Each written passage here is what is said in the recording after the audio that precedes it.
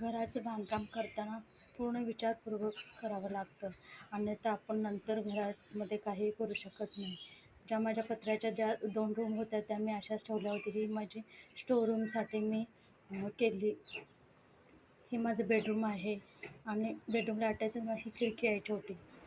शिवाय हॉलला अटॅच माझा हा दरवाजा आहे.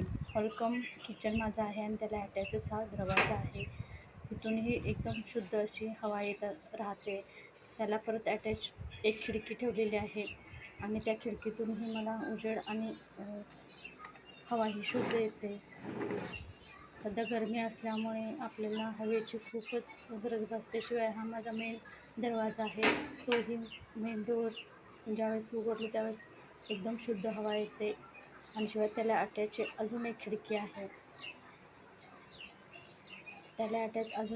आहे. माझा सांगण्याचा उद्देश असा आहे की आपण ज्यावेळेस घर बांधतो त्यावेळेस पूर्ण विचारपूर्वक बांधावा.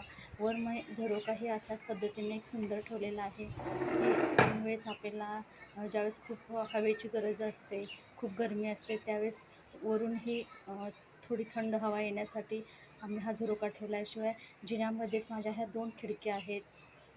ऐन वेळेस लाईट जाते आणि आपल्याला फॅनची गरज असते, पण त्यावेळेस लाईट नसल्यामुळे इतकं जीव कासावीस होतो. उन्हाळ्यामुळे तुम्हाला माहितीच असेल आपल्याकडे उन्हाळा किती कडक खाली पडू लागला आहे. हा माझा वरच्या जिन्याचा दरवाजा आहे, तोही ओपनच ठेवला तरी चालतो, कारण